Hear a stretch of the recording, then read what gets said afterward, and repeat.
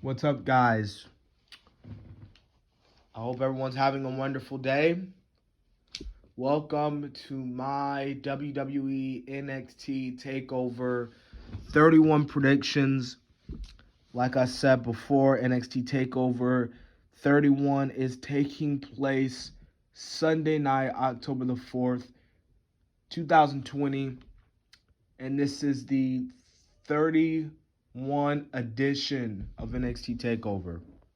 And I gotta say, out of all the takeovers that have happened, this one has to be, in my personal opinion, the most least built NXT takeover. Like, all of these matches have been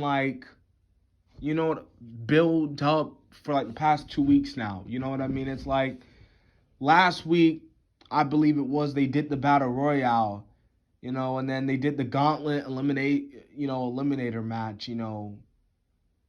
It's just like, dude, like, for an NXT takeover.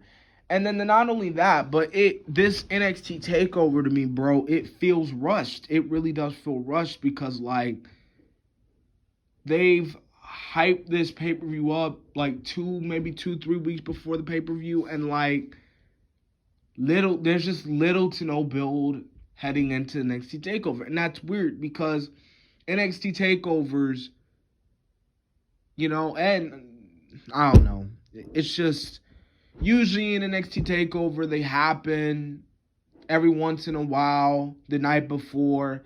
I thought that the next NXT takeover was gonna be Survivor Series weekend, but it didn't. It's literally weeks after. And to be honest with you, I believe not even a month. Well, almost a month, really. Yeah. After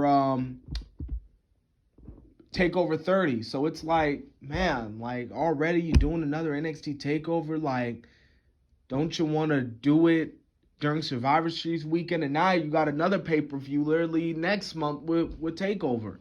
With the next takeover, War Games. And I don't even know if War Games is gonna happen because of everything going on. Now, Triple H did say in the media call, talking about that, this takeover is going to be out of this world. Like, oh, it's going to be so unique.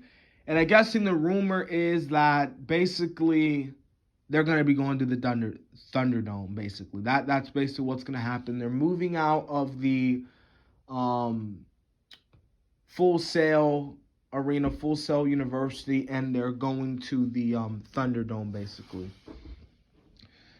But anyways, I don't want to waste any more time. I've already wasted 3 minutes of your time. Let's get to it. The NXT Cruiserweight Championship match between Santos Escobar versus Isaiah Swerve Scott.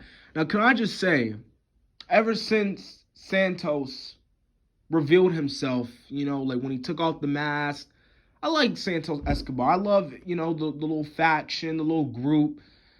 I just love it. Like, I remember one time they did this like promo. I was like really loving this group. You know what I mean? Like when they were beating up Drake Maverick. I just really like the group. I really like Santos Escobar. The dude plays an amazing heel.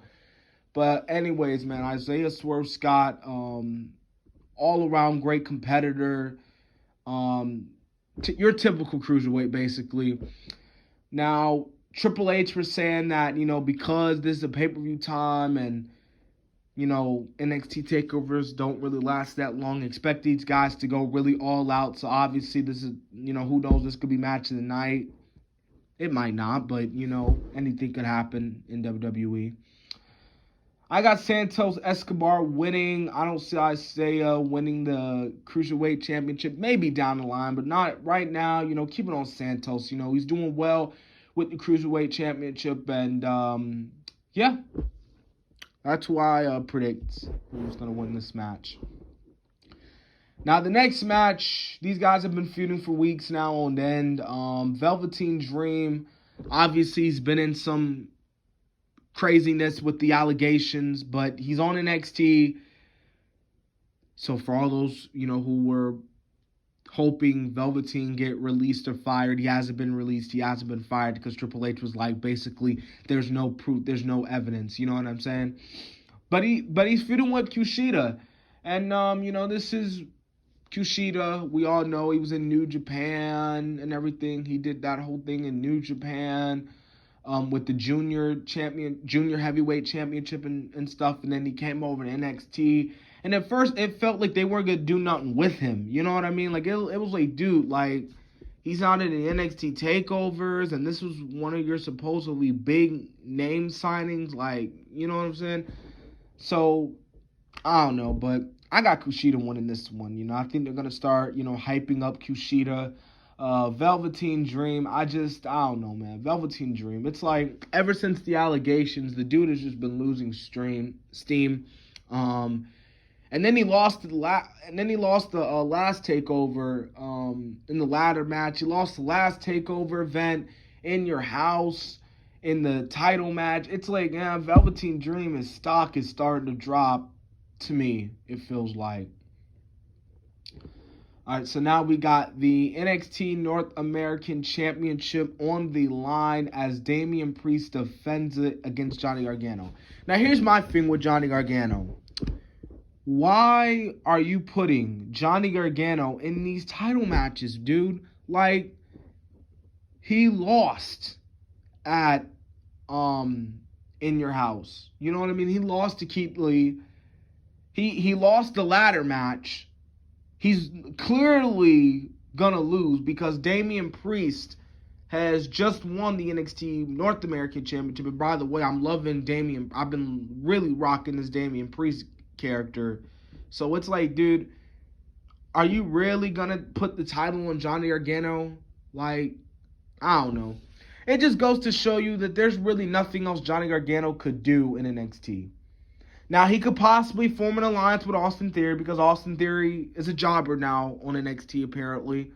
And maybe they can go after the tag team championships. Or you can form Tommaso Ciampa and Johnny Gargano. I don't know why you would do that after, their little long feud. I don't know. But Johnny Gargano, it's just, man, he's not really been that interesting. To be honest, when Johnny turned heel, I wasn't excited. Like, when he won the NXT title, I wasn't excited. It's like Johnny Gargano has not been exciting at all a lot recently. And it sucks because Johnny Gargano is an amazing, competitor. He can go in the ring. I don't know. Maybe it's because he has no really character, a lot of people say. Maybe he's, I don't know. It's just, Johnny doesn't really excite me like he does. 2017, we were all rooting for this guy to beat Andrade, and now it's like these title matches are keeping him relevant. You know what I'm saying? You know what I'm saying? So, I got Damian Priest winning this one. Come on now. Damian Priest, I don't see him dropping the title to Gargano out of all people. Maybe Ciampa. Who knows? We'll see what happens in the future. NXT Women's Championship on the line. Io Shirai versus Candice LeRae. Like I said, Candice LeRae winning that Battle Royale to face Io Shirai. Obviously, this, might shock a lot of people. I got Candice LeRae winning this one. Because, Io Shirai, she's been champion. The draft is coming up. I could see Io Shirai getting drafted to either SmackDown or Raw. Who knows? So, yeah, I got Candice LeRae winning that one. Anyway, so the main event, probably the one match that I'm really looking forward to is Finn Balor versus Kyle O'Reilly for the NXT Championship. Kyle O'Reilly, I've seen this guy in New Japan. I've seen him in Ring of Honor. Everyone who says, Kyle O'Reilly is a tag team specialist. He's not a main eventer. Dude, like I said, well, I didn't really say it. I just name dropped it. Go watch his matches in New Japan. But, this dude fought Kushida in the finals of the Super Juniors. I forgot what year it was, but it was amazing. It really was amazing. But go back and really watch his shit in Ring of Honor. The guy was pretty cool. Well, as a matter of fact, he was Ring of Honor World Champion, actually. And I believe he defeated Adam Cole at Final Battle. I believe it was 2016. I believe. Correct me if I'm wrong. And he beat Adam Cole to win the ROH Championship. So Kyle O'Reilly, he's been in these main events. Well, not NXT-wise, but you know what I'm saying. So Kyle O'Reilly, tag team or singles competitor, the guy can go in the ring. And the guy is one of the most underrated guys in NXT probably.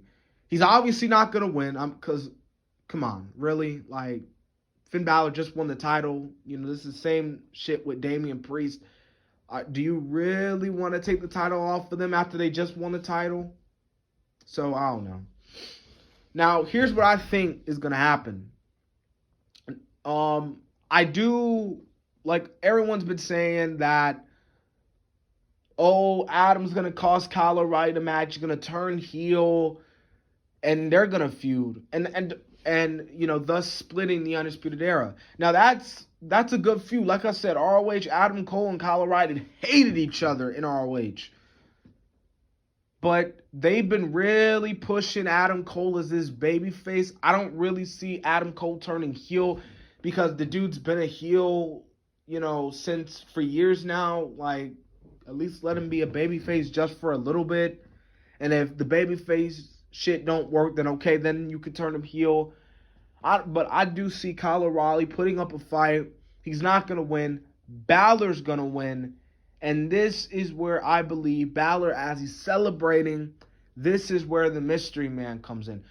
Now, they've been hyping up on NXT, the Vigilantes, the promos and stuff, the videos, whatever, which one you want to call them. They've been hyping up this mystery man, who like this mystery man, who's coming back to NXT. And a lot of people have been saying, it could be Tessa Blanchard, Bo Dallas, Robert Roode, even though we literally saw him on Raw, so we can obviously discount Robert Roode. And I don't think it's going to be Tessa Blanchard, because, Tessa Blanchard, what has she done in NXT? She had, maybe 1 or 2 matches in NXT. She was on the Mae Young Classic. Is she really going to get payback on Balor? The only one that makes sense is Bo Dallas. And kind of makes sense because Bo Dallas, let's be real, he had the B team with Curtis Axel, but Curtis Axel has been released now, so it's unless you want to see Bo Dallas on main event, the only thing you can do is put him back on NXT. So I think Bo Dallas is going to attack Finn Balor after the match, and they're going to have their little feud. So yeah, those are my NXT Takeover 31 review. If you haven't seen my Night of Champions review, go check it out. I thought I did really good in that video because I don't really do a lot of editing in my videos. So I'm trying to put a little effort out in my videos. And if you like this video and if you want more, subscribe to the channel. You know what I mean? I want to grow this content, share my market out. You know what I'm saying? So, you're obviously not going to subscribe. Let's be real here. But anyways, I'll see y'all later.